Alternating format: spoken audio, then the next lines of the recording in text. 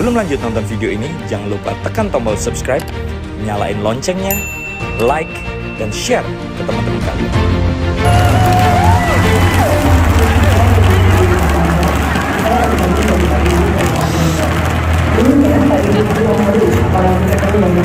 Tapi sekarang Pak Didit menjadi pemimpin yang hebat, yang besar, yang luar biasa. Sukses untuk Pak Didit.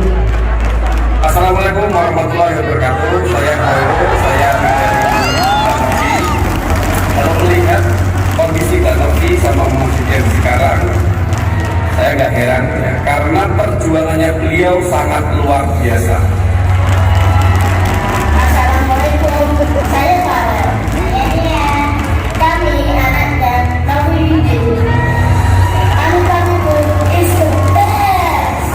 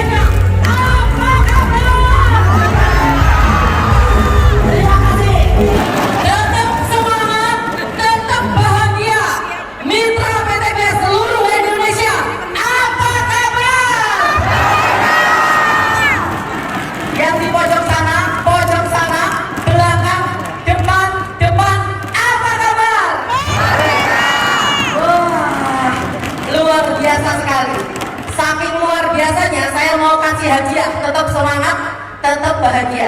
Assalamualaikum warahmatullahi wabarakatuh. Waalaikumsalam warahmatullahi wabarakatuh. Cakep. Bapak Ibu, saya punya pantun. Jangan lupa bilang cantik. Oke, karena kan saya perempuan, masa cakep? Oke. Buah kedondong dimakan sedikit. Kenalin dong, nama saya Novi Didit.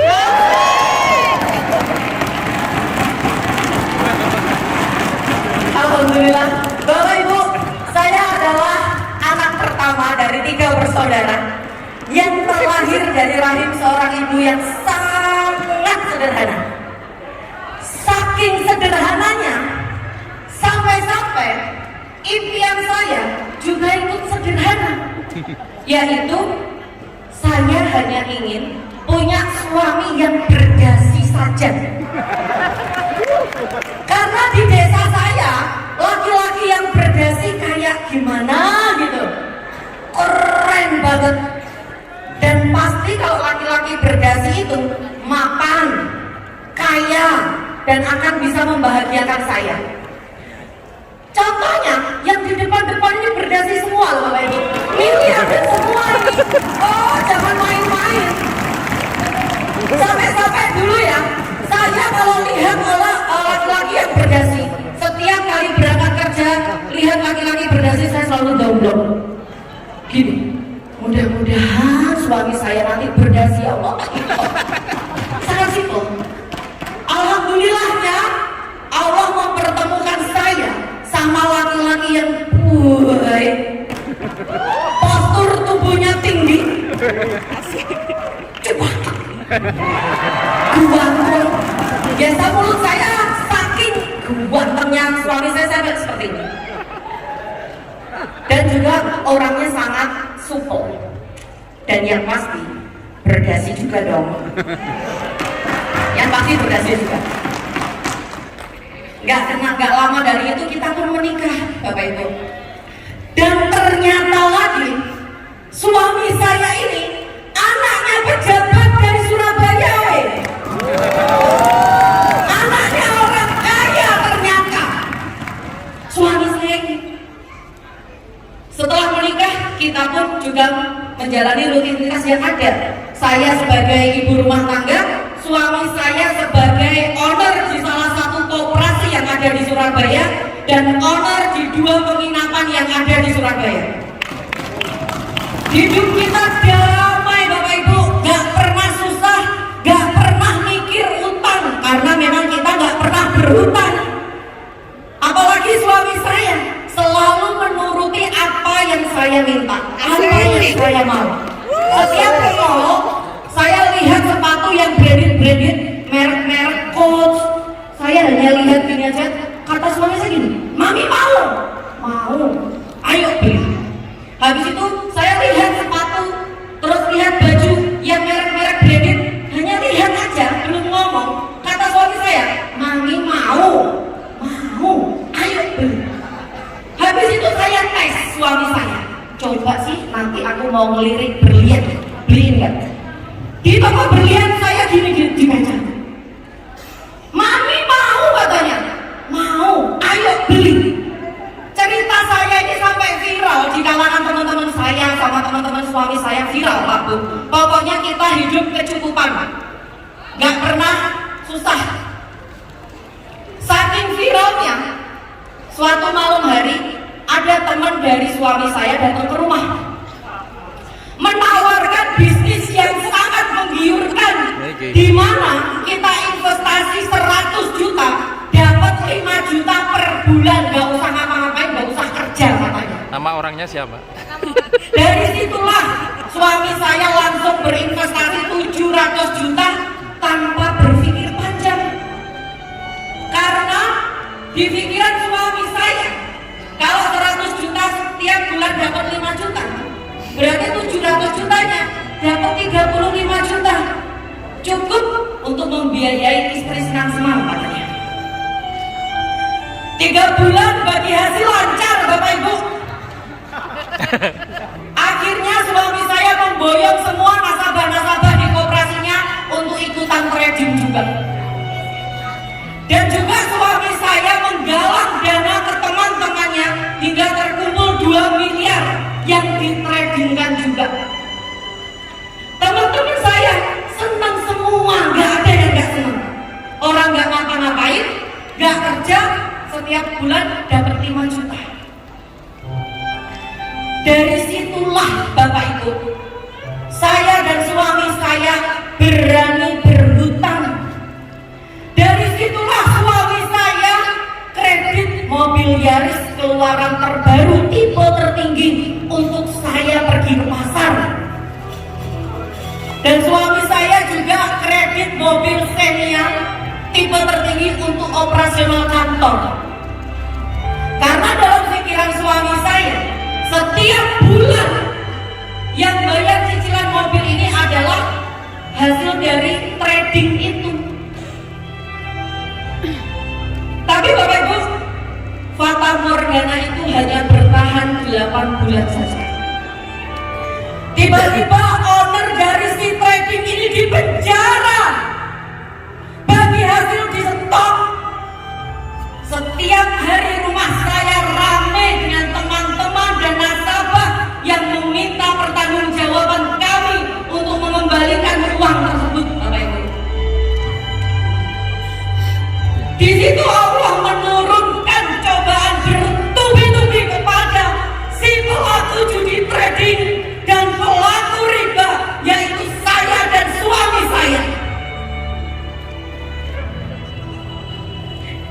Yang pertama, Allah menurunkan derajat saya yang awalnya saya di atas hingga hancur bertubi-tubi sampai minus, Bapak Ibu. Dari rumah mewah, saya sama suami saya pergi ke kontrakan dengan membawa uang hanya 1 juta saja. Waktu itu saya dan suami saya bingung, uang 1 juta ini mau dibuat apa? Dibuat makan sebulan habis, Bapak Ibu, nggak cukup. Dibuat usaha apa? 1 juta.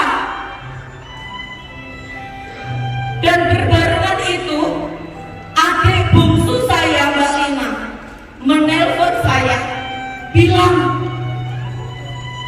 Mbak, Ibu masuk rumah sakit, stroke, lumpuh, dan juga rumahnya Ibu disita bank karena 7 bulan tidak bisa bayar cicilan. Rasanya hancur, Bapak Ibu. Dengan kondisi seperti itu, saya boyong ibu saya dari desa ke kontrakan saya untuk saya rawat. Suami saya setelah melihat kondisi ibu saya separah itu, saya teringat sekali suami saya bilang, Min, mulai besok aku rela makan sehari sekali, asalkan ibu bisa minum obat setiap hari.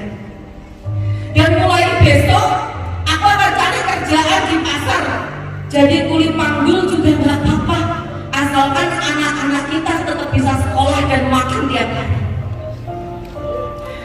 Mendengar itu gak tega, Bapak Ibu saya. Andaikan waktu itu suami saya cerita ke orang tuanya, selesai sudah masalah kami, gak ada lagi penderitaan. Tapi suami saya gak enak sama saudara-saudaranya, takut dikira jadi penalu, Bapak Ibu, takut membebani orang tua, takut tidak ada kepercayaan lagi dari orang tua. Akhirnya dari situ, Bapak Ibu, uang 1 juta itu saya buat jualan kue singkong,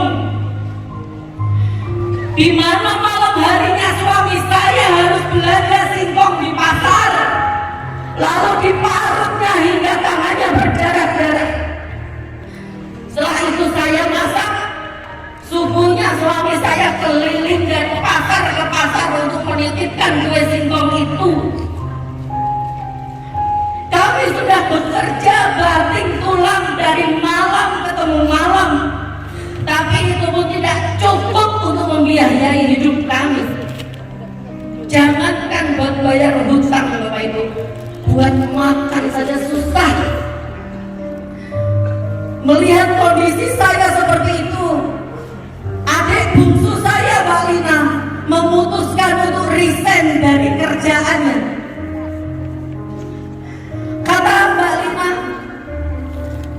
bantu Mas Didit, Mbak, biar aku yang jaga ibu sama anak-anaknya Mbak Novi, aku yang merawat ibu.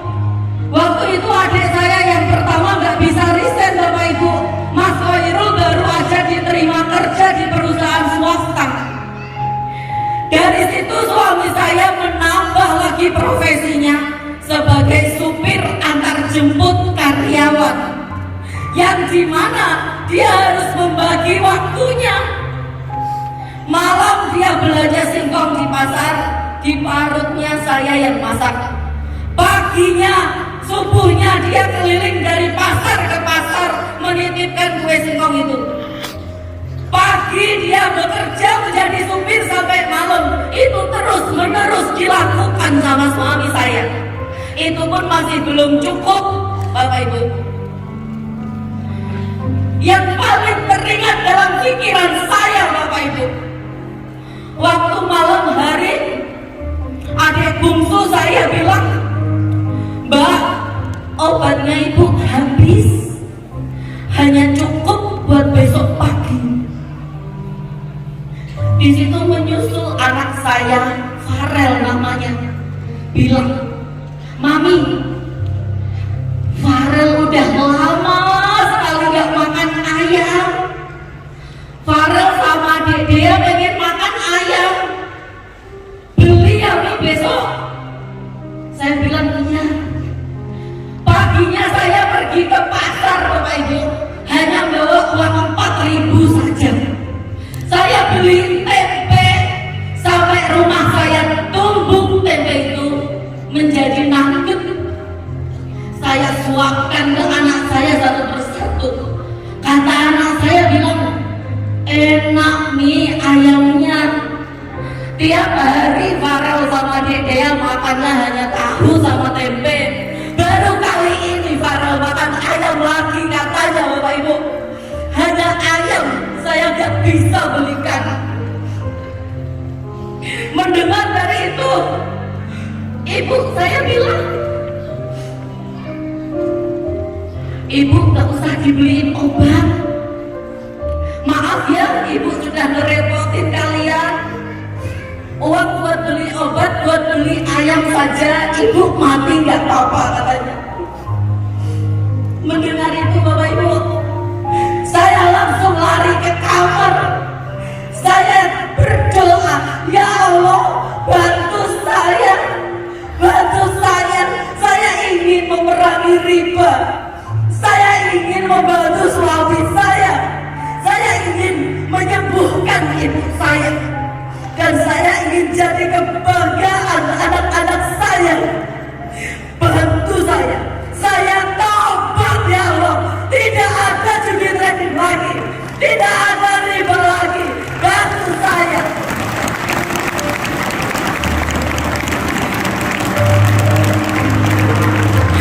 Gak lama Bapak Ibu, telepon saya berdering dari penjual kaset. Di mana penjual kaset itu bilang, "Novi, kamu mau rumah lagi nggak? Kamu mau nggak kendaraan lagi? Kamu mau nggak punya penghasilan tambahan lagi? Kalau kamu mau, aku tahu caranya. Aku sudah membuktikan 2 hari aku dapat 4 juta." Kata si penjual kaset itu. Di situ saya merasa menemukan harapan baru Bapak Ibu.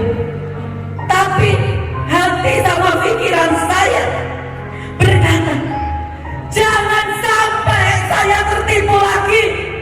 Jangan-jangan saya ditipu lagi.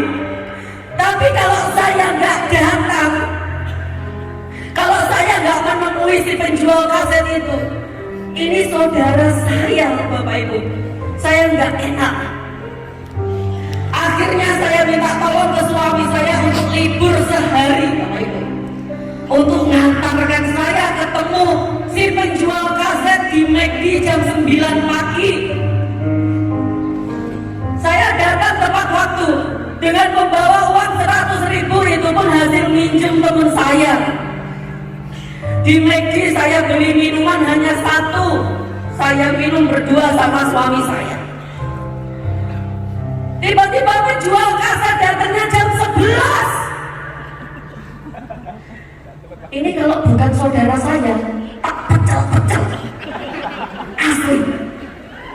Mana Bu Nur Hayati tadi? Mana Pak Enggar? Mana Pak Enggar? Pak, Bu, kalau boleh jujur, dulu waktu ketemuan sama bapak ibu semua, saya sama suami saya posisi nahan lapar. Mereka datang tiba-tiba kayak gak punya dosa, langsung minta dibeliin makan dan minum. Keterlaluan. Saya nunggu 2 jam, datang langsung dibilang makan sama minum. Asli, kalau bukan saudara saya, tak pecel-pecel. Setelah itu Bapak Ibu, belum juga duduk, tangan saya ditarik sama penjual kaset. Katanya seperti ini, "Heh, aku bilang kamu sama Mas Didit orang kaya, jangan malu-maluin aku ya. Pokoknya kamu harus gabung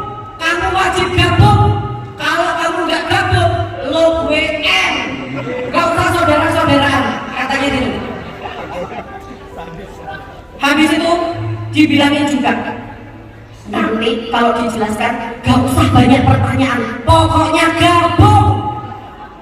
Itu kata penjual kaset. Saya sama suami saya, Pak Bu, duduk dengan wajah tegang. Pak Enggar jelaskan, Bu Novi, Pak Didit ada pertanyaan? Gak ada. Yang kedua dijelaskan, Pak Didit, Bu Novi ada pertanyaan? Gak ada. Bingung mau ngomong apa. Habis itu yang ketiga, Bu Novi, Pak Didit ada pertanyaan. Suami saya nyeletuk, ada Pak. Bapak join paket apa? Katanya 62 juta paket priority. Suami saya bilang, ada nggak di atas priority? Kalau ada, saya gabung yang di atas priority katanya. Sayangnya nggak ada. Paling besar, paling tinggi priority Pak Didit 62 juta. Pak Didit jangan Pak Dewi katanya. Ya sudah Pak, saya ikut paket priority, nanti uangnya saya transfer. Sampai rumah Pak Bu, pikiran cemot, hati bingung. Uang 62 juta dari mana, Pi? Orang dibuat makan saja susah, motor butut kita. Kalau seumpama dijual 10 juta nggak laku. Saya bilang gitu. Tapi suami saya mempunyai keyakinan yang sangat besar, Pak. Kalau bisnis ini akan membawa perubahan yang dahsyat di hidup saya. Makanya kita putuskan, saya dan suami saya memutuskan untuk berhutang sekali lagi demi melunasi hutang selamanya. Dari situ saya sama suami saya silaturahmi ke teman, ke saudara yang masih percaya sama kami. Kami pinjam uang 2 juta, 1 juta, 5 juta, hingga terkumpul 62 juta.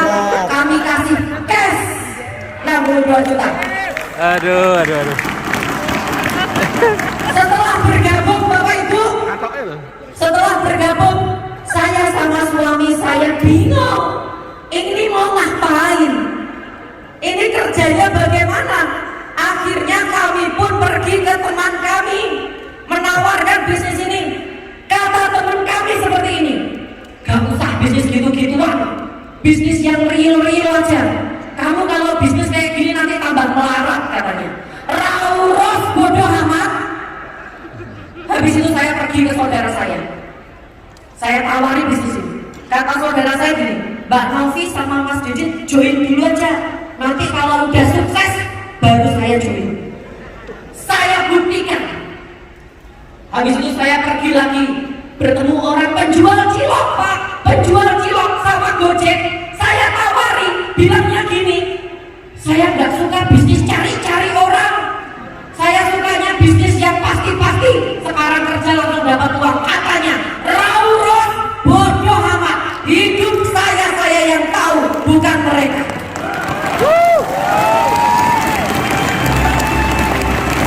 Sudah 90% saya menawari bisnis ini ke semua orang. Semuanya menolak, gak ada yang menerima Bapak Ibu. Saya bilang sama suami saya, 90% menolak. Kata suami saya, itu baru 90%, masih ada 10%. Saya yakin 10% ini akan mengantarkan hidup kita jauh lebih dahsyat. Akhirnya Bapak Ibu, di saat saya seperti itu, ada broadcast di grup WA. Di situ bilang ada seminar, pembicaranya Ibu Polwan, di mana 4 bulan dapat 7 mobil. Saya langsung datang sama suami saya ke seminar tersebut yang dibawakan Ibu Polwan ajaib. Melihat seminarnya Bapak Ibu, kami nyesel banget. Seminar sedahsyat itu kami hanya datang 2 orang. Di akhir acara kami pun tanya ke Bu Polwan, Bu Polwan, ada nggak acara seperti ini lagi? Katanya ada Bu Novi. Minggu depan acara di sini, pembicaranya pengusaha dari Jogja, Pak Aden Haris.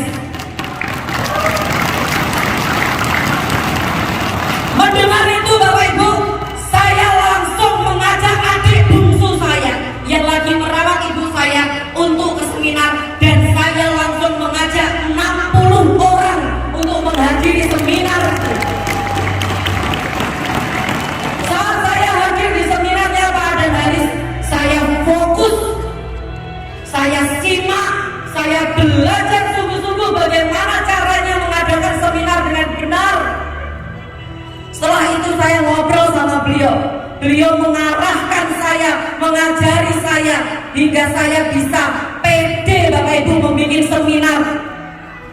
Besoknya saya langsung gaspol bikin seminar di Surabaya, Sidoarjo, Gresik, Surabaya, Sidoarjo, Gresik, itu terus Bapak Ibu. Dengan berbagi shift dengan adik saya, karena kami harus bergantian merawat ibu di rumah, gak ada yang bantu. Dengan keterbatasan waktu yang kami punya, dengan keterbatasan uang yang ada pada kami, alhamdulillah Bapak Ibu, dengan hitungan bulan saja saya bisa membeli mobil Innova cash tanpa DP, tanpa cicilan. Dan di situ saya bisa membayar hutang saya sedikit demi sedikit. Bukan hanya itu, ibu saya berangsur sembuh, adik bungsu saya pun bisa membeli mobil impiannya, dan juga bisa mengadakan resepsi pernikahan yang spektakuler di hotel berbintang tanpa meminta bantuan kakak-kakaknya. Karena adik saya tahu kakaknya itu banyak hutang, makanya dia tidak mau merepotkan kakak-kakaknya. Bapak Ibu, PT BES adalah wadah yang besar. PT BES adalah tempat di mana Bapak Ibu bisa mewujudkan impian Bapak Ibu dengan cepat. Maka manfaatkanlah PT BES untuk mewujudkan impian Bapak Ibu dengan cepat. Jangan sia-siakan waktu, karena waktu adalah usia, di mana usia tidak ada yang tahu kapan berakhirnya Bapak Ibu. Setelah beberapa bulan, tibalah adik saya melahirkan. Di saat itu adik saya telepon saya 1 jam sebelum melahirkan. Mbak, di mana? Di jalan deh, habis ini mau ke tempatnya sampean. Mbak, aku mau melahirkan. Doakan lancar ya. Titip anakku. Belikan perlengkapan bayi buat anakku. Dengan wajah senang saya pergi ke perlengkapan bayi sama suami saya. Setelah itu saya bergegas menuju rumah sakit. Di pertengahan jalan, adik saya yang pertama, Mas Khairul, telepon, Mbak Novi di mana? Di jalan, Mbak. Delina meninggal. Meninggal deh? Iya, Delina meninggal. Mbak Novi cepat kesini. Hancur Bapak Ibu. Hati saya hancur. Dia yang membantu saya merawat ibu saya sama anak saya. Saya pergi ke rumah sakit sambil menggendong keponakan saya yang belum sempat dilihat sama ibunya, belum sempat digendong, bahkan disusui.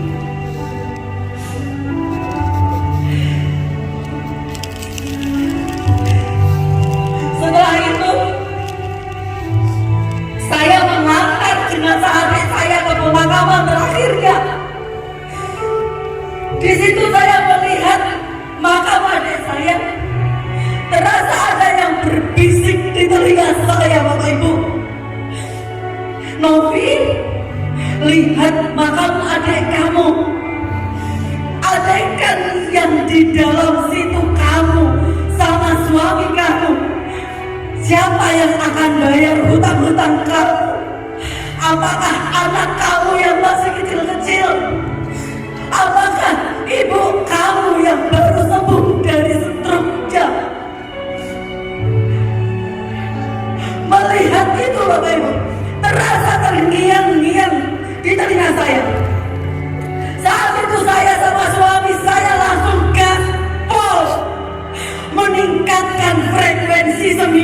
saya di setiap kota, Bapak Ibu.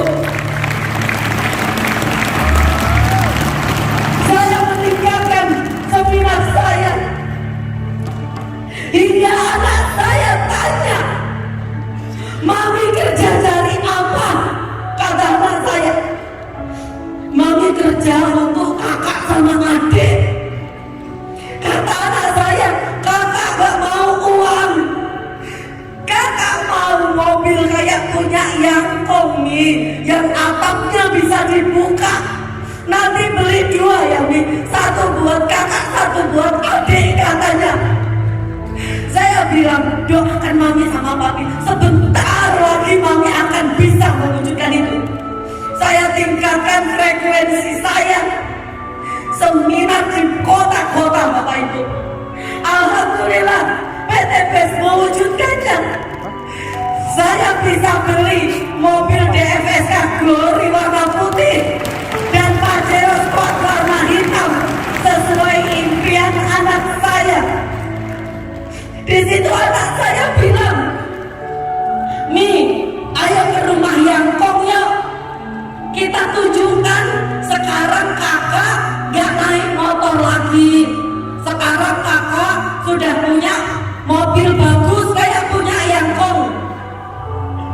Akhirnya kami pun pergi ke rumah bapak mertua saya, Bapak Ibu, sambil membawa BPKB DFSK Glory dan Pajero Sport Cash, Bapak Ibu.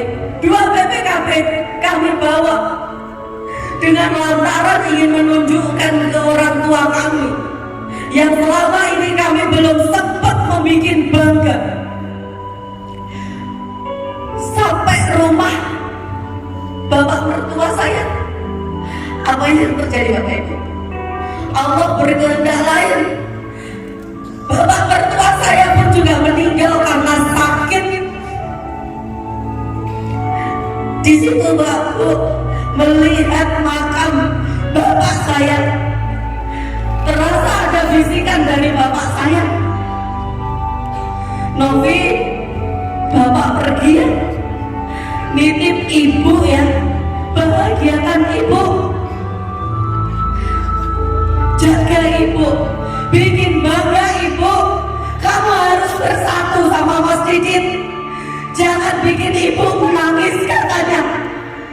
Dari situ, Bapak Ibu, saya sama suami saya bangkit lagi untuk meningkatkan seminar pelatihan pembinaan, seminar pelatihan pembinaan. Dan alhamdulillah, wasilah dari PT PES, Bapak Ibu, saya Novi Didit bisa punya 18 motor cash, 6 mobil cash, 2 Pajero cash, dan 1 rumah cash, Bapak Ibu.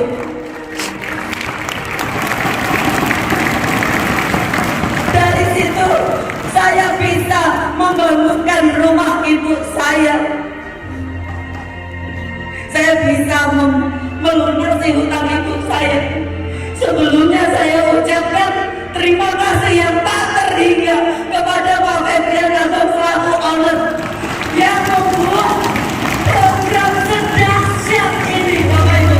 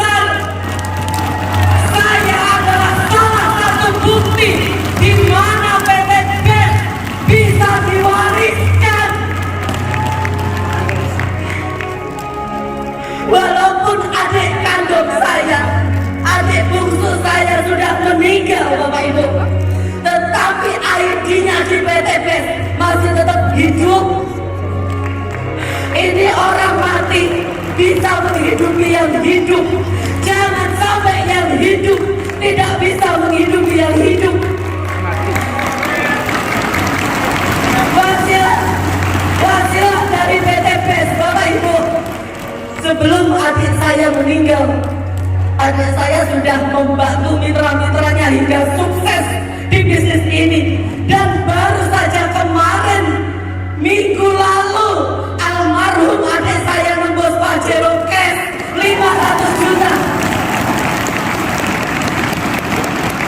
Yang jatuh ke tangan ahli warisnya, yaitu anak dan ibu kandungnya. Bapak Ibu, kalau teringat kisah adik saya teringat kisah Wali Songo, Bapak Ibu, di mana Wali Songo itu sudah wafat, tetapi dari pelataran makamnya Wali Songo itu bisa menghidupi banyak orang.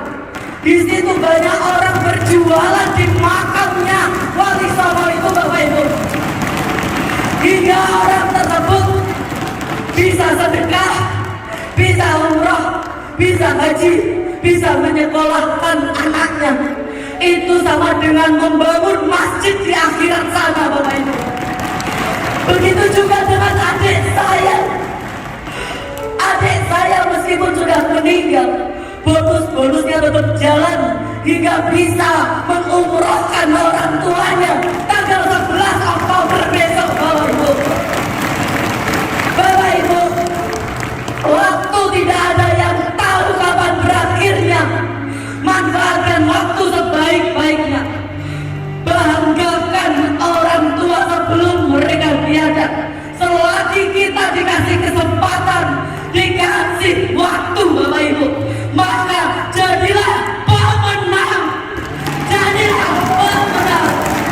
Jadilah pemenang. Setiap manusia pasti mempunyai impian. Jangan sekedar bermimpi, tapi wujudkan mimpimu. Di sini kita bergandengan dan berjuang bersama untuk wujudkan mimpi yang menjadi kenyataan. Saudaraku tercinta, hidup itu pilihan. Kadang di atas, kadang di bawah. Ada kala kita saat jaya, ada saatnya juga terjatuh. Dan tidak ada seorang pun yang bisa menghindar dari masalah dan kesulitan dalam hidupnya. Karena masalah dan kesulitan itu akan selalu ada. Seberat apapun masalah itu, seberat apapun kesulitan itu, jangan pernah menyerah. Jangan pernah menyerah. Dan jangan takut untuk kembali bermimpi besar. Jangan takut, saudaraku, untuk kembali bermimpi besar. Di saat kita terjatuh, saudara, begitu banyak pelecehan dan hinaan. Sama hanya di dalam bisnis ini, di dalam membangun bisnis ini, saudara. Ketika kita membangun grup, tiba-tiba rontok, bangun lagi, rontok lagi. Di luar sana banyak yang melecehkan, banyak yang menghina, banyak yang mencibir, banyak yang menolak, bahkan saudara kita sendiri menghina kita. Kita dihina oleh saudara kita sendiri. Tapi itu semua tidak penting. Tidak penting, saudara. Tidak penting. Seorang pemenang akan fokus pada impian besar. Oleh sebab itu, saudara, tidak penting berapa kali Anda terjatuh. Tidak penting berapa kali Anda terjatuh. Tidak penting. Yang terpenting adalah Anda segera bangkit ketika Anda terjatuh. Anda segera bangkit setiap kali Anda terjatuh.